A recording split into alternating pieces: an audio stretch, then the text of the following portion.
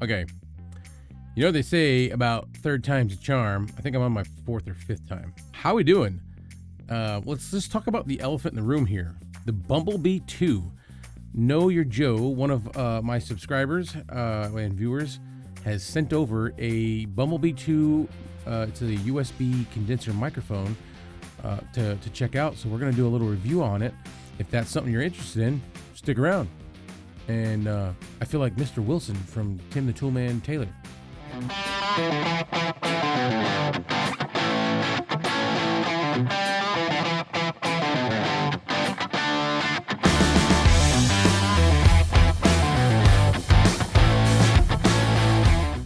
This is a massive box. This thing is, look at, you could fit my head, let me get that right, inside this box. Like, totally fit my head inside this box. This is the USB-C condenser Bumblebee 2 microphone. Know Your Joe, one of my viewers, has so kindly sent this over for us to check out. So we're gonna jump into it right now. Okay, this is the sound you're gonna get with the Bumblebee 2, desk mounted on the stand, the included stand. And I'm about probably 10, 12 inches away from the microphone. And this is the sound we're gonna get. Not really bad. I have not done any filters. I haven't put any processing or EQ on. The only thing that I have is a limiter, and I'm going to leave that as a failsafe. But this is what you get desk mounted. So once you start touching this thing, it's very the self noise is bad. Like you listen. It's not as bad now, I guess. It was worse. I did turn the gain down a lot. But I'm going to get this thing mounted on a boom so that I can just keep it out of the way and not hit it, not touch it, and I'll be able to move it without making as much noise in the recordings. All right, so this is what you're going to get desk mounted. Now we'll go ahead and move on to, I could show you a real quick desk mounted, this far away, the sounds you could potentially have. I'll throw on my EQs real quick. And this is my two EQs on this microphone, desk mounted. This is what it's going to sound like this. All right, so there's that. Now let me go ahead and throw it on the boom, and we'll play around with it on the boom. Actually, before I do that, I'll do a couple of sound tests. Peter Piper picked a pack of pickled peppers. He puts pineapple on his pizza. This far away, talking straight towards the camera, I'm not getting any plosives at all. If I were to be like right at it, Peter Piper picked a pack of pickled peppers and he puts pineapple on his pizza. A little more plosive sensitive that way. All right. We'll go ahead, while it's on this, we will go ahead and do a little proximity. This is what it sounds like when you get right on top of the Bumblebee 2, Bumblebee Tuna microphone. All right. So now we'll do some off-axis rejection. This is about 6 inches away from the microphone, talking straight into it. This is 90 degrees. This is the other 90 degrees. And this is the noise rejection that you would get on the back side of the mic. And then back around to the front. So we've done proximity, we've done your plosives, we've done your off-axis rejection, we've done some of the sound resonance. It's the desk. Now I'm going to go ahead and throw this thing on the boom, and we'll do some testing. Boom mounted. And now we got it boom mounted.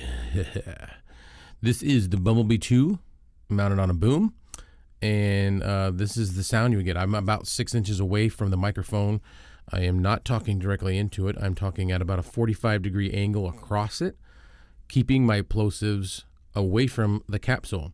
If I was to turn, plosives would go plummeting right into the capsule. Peter Piper picked a pack of pickled peppers. There's your plosives on the boom mount. Let's go ahead and do a little proximity this way. Now we're not touching nothing. I don't have to worry about hitting the desk. And this is what it sounds like when you get right on top of the Bumblebee 2. All right, so this is little off-axis rejection. This is talking straight into the mic from I was about 4 inches away. All right, this is the front. This is 90 degrees. This is the other 90 degrees. And I can't really do the back, but this is what it would sound like. And back around to the front of the microphone. All right. This actually is a very warm sounding microphone. It's a USB condenser microphone. You obviously don't need to use phantom power because it gets its power off of your computer or whatever source you have it plugged into. I have it going through a hub. And this is the sound we're going to get. I do have my filters on still. And this is the sound you'll get without the filters. Still not a bad sounding microphone. I believe this microphone is going for $24.99 or $24.95, something like that on Amazon. That's a good price if you're just starting out and you don't really want to, spend big chunks of money. This is something you could do. And if you've got a boom, you can mount it on a boom, get it up off the desk. I just have the cables hanging down right now, so I would need to move them somewhere else. But we'll go ahead and give an example of some of the sound resonance. This is if I tapped the cables. Okay. Tapping the boom. Tapping the desk. I don't know if you can hear that. Let's give you a little sample of what it would sound like if you were tapping on keys, which I got my keyboard, in a normal position right here on the desk. And this is the sound you're going to get. All right. I'll go ahead and give you an idea of, I'll put those EQs back on, and this is with no sound, no noise suppression. So let's do a quick moment of silence so we can listen to the background noise in the room. I'm not really hearing anything, but I get the volumes turned down. So now I'm going to turn on the noise suppression, and now I've got the noise suppression turned on. And these are all filters that you can add in OBS, giving you an option for a USB microphone to do some processing. Now I'll go ahead and turn my EQs back on. And this is the sound you're going to get. I got my EQs back on, I got my noise suppression, and I am running a limiter. That's about all I'm going to do for this. This is how it could sound if you did just what I said. Throw some EQs on it. These are all VST plugins that I use through OBS. But this is what you get. This is, like I said, not bad. $24.95 or something like that. You kind of can't go wrong, especially if you're into gaming or I guess you could do some podcasting with it if you wanted to. I prefer, personally, I like to use my XLR microphones and go through my audio interface just for the gain. The clean gain that I get out of the Vocaster 2 is pretty nice. All right. But here we go. I think I did everything I could do. I don't know what else to do. Yeah, I believe that's it. As far as boom mounted, this is the Bumblebee 2, Bumblebee Tuna. This is what it's gonna sound like. It's pretty cool, man. All right. I could throw a different mic on and give it a comparison to this one. Let's do that. I'll dig something up real quick. All right, so now we've got the Fifine Profile 3 hooked up. This is also a USB condenser microphone. All right, and we will go ahead and give it a couple of tests just to make it fair. So I'll start off with plosives. I am about 8 inches away. Peter Piper picked a pack of pickled peppers and he puts pineapple on his pizza. There's some plosives. It's not too bad for a condenser microphone. All right, we'll go ahead and do some off-axis rejection.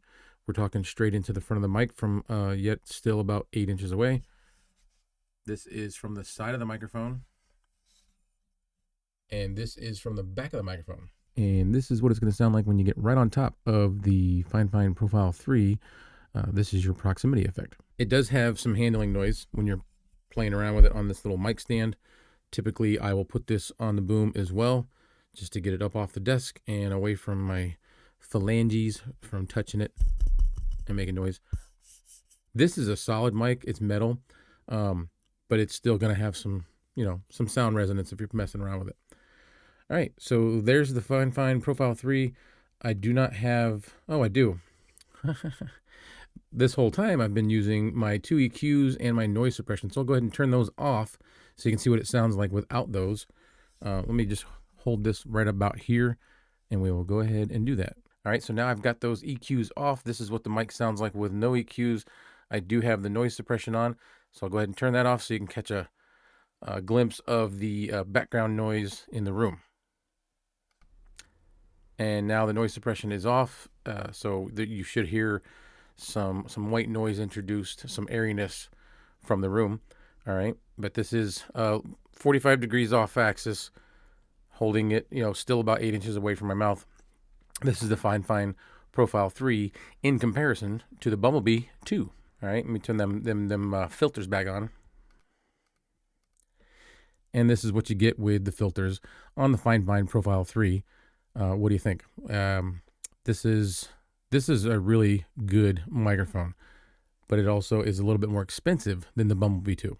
There you have it. I've done proximity, I've done plosives, I've done off-axis rejection.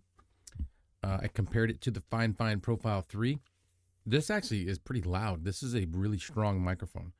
It does have a tactile mute button, so I'll go ahead and demonstrate that real quick. It is noisy.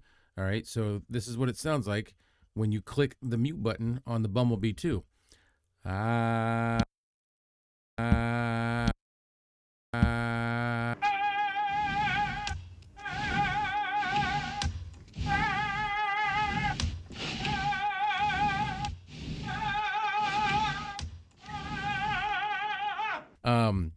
Yeah, this thing is actually pretty cool, and it has a good sound for the price that you get, and you get a you get a massive box. The box is tremendous, kind of neat, but definitely want to stick with the provided cable because I've had no trouble since I used the provided cable.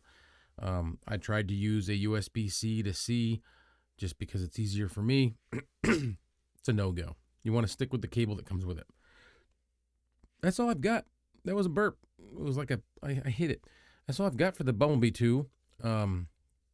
If you found any benefit out of this video, give me a thumbs up and leave a comment below. Tell me what you think of this microphone. Is this something that you might pick up?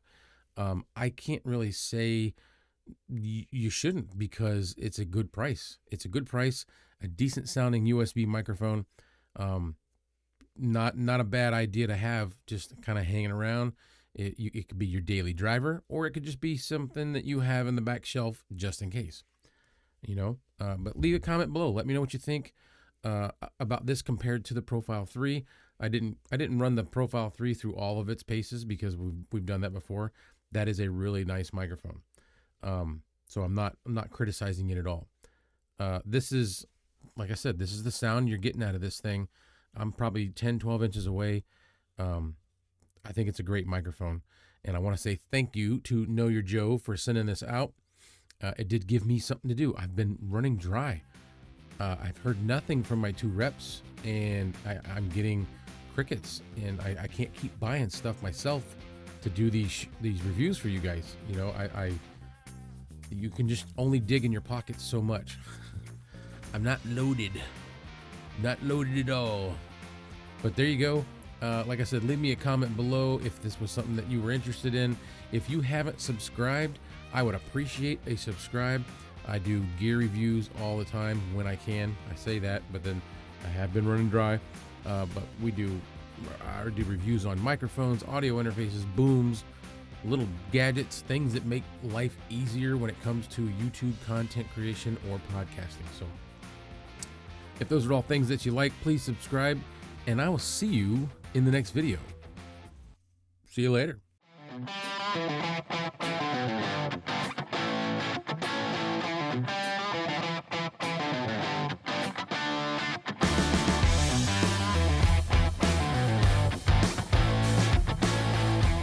You've been watching the Clay Allen Review.